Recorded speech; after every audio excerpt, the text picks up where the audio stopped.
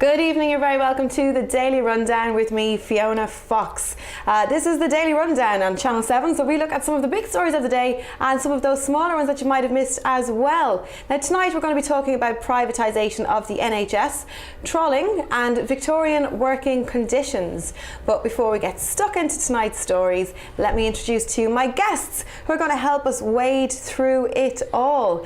It's the Deputy Chair of the Manchester Conservatives and writer for the Jewish media agency, Mr. David Semple.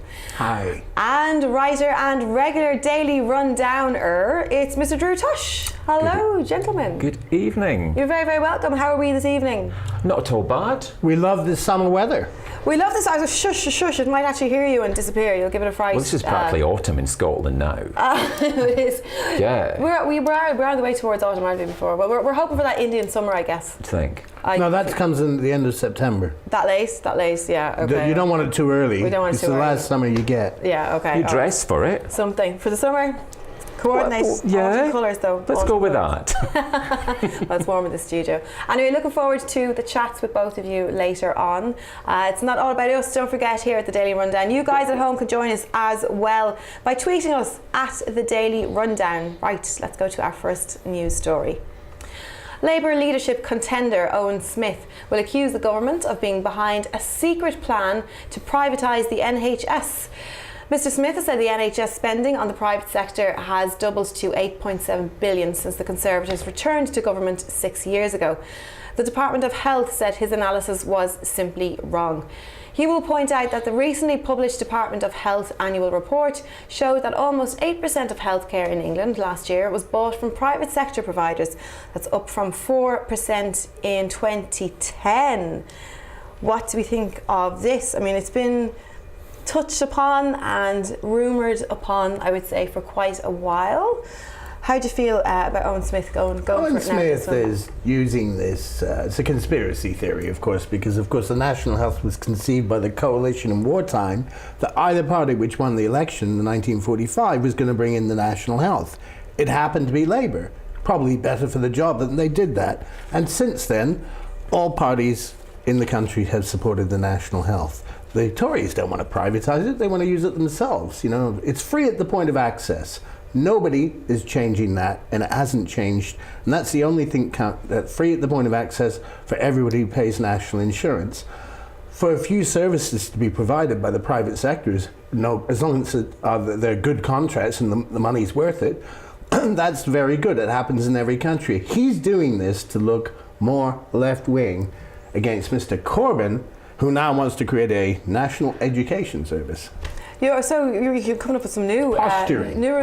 Posturing. I was going to say, well, it was going to be one of my questions. Do you think that this is part of Owen Smith's leadership contendership, that he needs to put up a strong argument of any sort towards the Tories? You know, if he's to be seen as a leader, I guess, of the Labour Party. It's showboat socialism, isn't it, really? He's just, you're right, he is trying to find something he can hang his hat on to challenge for the leadership race against Corbyn. And it's sort of, at a time when there's so much disarray in politics in general, it's just such a great opportunity for the Labour Party to have united, come together and shown that actually they're as one, they know what they want to do, because obviously with the Tories, you know, sort of a ship without a leader until Maggie Thatcher, Milk Snatcher Mark II came into power. You know, it's just Maggie May. Oh God, it's just like the nightmare continues. But it's just the fact that this was their chance to get together and really sort of show a united front and actually make some headway. But no, they're just fighting amongst themselves. And I think probably what he's saying, there's got to be a germ of truth in it, because you know what you were saying about the Tories wanting to save the NHS and use it. I should imagine the large percent of Tories have never used the NHS in their life. But it's more the fact that it will. I'm sure it will happen. I don't think it is rumours, but I don't think his reason to be saying it now is for anything other than his own personal gain to be the leader of the Labour Party. Behind us. There's always an agenda. Politicians, they've always got it. You do actually feel that there is a move towards privatisation. Oh God, yes. I mean, that's why they don't put any money into it. Right. They'd rather spend it on Trident, which is ironic because you're going to need hospitals. I actually disagree. Yeah, there have been a lot of concerns in the last I am in the Conservative Party, and I hear a lot of what goes on, and it's that they put, like every government, They put more money every year into the national health. They might not be enough, it might be enough, it might be spent wisely or not wisely. I don't think any government's run it properly, but they put it in every year. It's getting record amounts of money. It's not perfectly run, but there's no talk of privatizing it, because look at the States. The private education system health system costs twice as much as a percentage of the GDP. It's about 15% of the GDP for private health that it costs in the United States. Well, here it's about 7%. It's a lot cheaper to have a public health system. But other countries in Europe, I believe in Italy, do have certain services provided by the private sector. Now, some of them I approve of, and some of them I don't. Cleaning service should be in-house. Stuff like that, like having cleaning companies is wrong, because that's led to a decline in standards in the hospitals. But if private doctors can provide a service to it, or for operations, I don't see any reason why not. I think a lot of the private stuff is private health is paid for by private insurance plans anyway. But and if that grows, that it is now is that it's just not enough money. Why would they spend all their money on things we don't need, like Trident, when the NHS is suffering? The system service has gone down. Just because it's putting more money in doesn't mean to say it's enough money. It's clearly not. And some of the private things that they've put out to tender, like cleaning, my God, hospitals. No, I completely agree. An absolute tip now. A late aunt, which is late aunt now, when she was in hospital, we found an apple core under our bed. And we thought, well, just wait and see how long it takes for us to go. About a month later, it was still there. And that's not an uncommon story. So it's everybody else saying, oh, the Tories put money in, but they're not putting in enough, and they have that money, but they farm off to things that we don't need. I think it's very. I think there have been a lot of concerns. I think it's kind of fair enough from the public over the last while. With various cuts, the strain that has been, it seems, purposefully put on the NHS. With the junior doctor strike, cuts to the nurses. Why record amounts of money going into both education and the National Health Service. But the results are still terrible. So surely you need to put more in. Saying records only effective if the results are effective, but they're not. I think it's a management problem that none of the governments have worked out. There are management issues within the national health too that are very serious, and I hear about it from doctors and everything. I think you could throw 20 billion extra, and that money would not be used wisely. You don't know. Obviously, there's an old structure of senior management in the health service that sort of hang on and have tried to keep it sort of going backwards and more bureaucratic, and they alienate the doctors sometimes. But I think the health service is still run as a socialist bureaucratic organization. The way it's run is not efficient. A centralized organization, one health service for the whole country, it's not working. They have to look at new ways of devolving the authority in that and taking maybe the decisions away from governments. I would have it publicly funded, but I would detach the policies of the National Health Service away from the political parties and make it something that's accountable to the people that we pay into. I think where they can't mess around with it. Just get a coalition together to decide on a permanent structure and tell the politicians to leave it alone.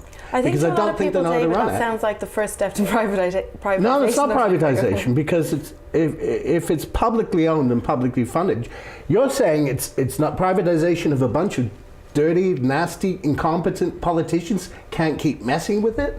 Politicians have been messing with the national health for 30, 40 years, and they've added nothing because they don't usually know what they're talking about. You get ministers of health that come and go, and they mess around with it. There's no reason to mess around with it. To say that the state and state bureaucrats who have no experience actually in health, running it from the top, and senior civil servants should be running this thing. Maybe it's the medical profession that should be running this thing on a more localized basis. And I just think that so why isn't it? If every government comes in and tries to change it, that's the wrong thing. We provide a national health service that's free at the point of access, and maybe they should have a public body which we elect just to take care of the health service or something. But I just don't trust politicians with the health service. I don't actually trust them with education either. But I mean, until a few years ago, there was no problem with state education in the UK until Tony Blair started to mess around with it and sort of lower the standards in the about 10 before you weren't at school then, but after when he's brought in academies and all of that, I just find that everything governments have done in the last 25 years with health and education has been counterproductive and incompetent.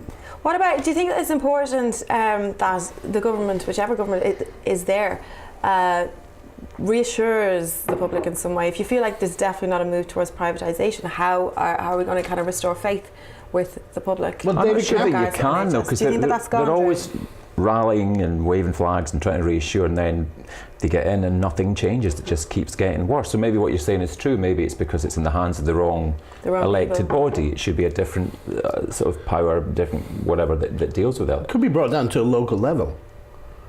If we had competent local government. Right, we haven't got much to do, local government. It could be run on a regional, local basis. So what would it take for that to happen? Where the people running in the national health are closer, not running all the hospitals in the country. You just set a standard that has to be the same, and you devolve it into local government. Give them something to do for a change, because they don't do much else. So what are the chances of that actually happening? Because they want to merge social care. He's not listening.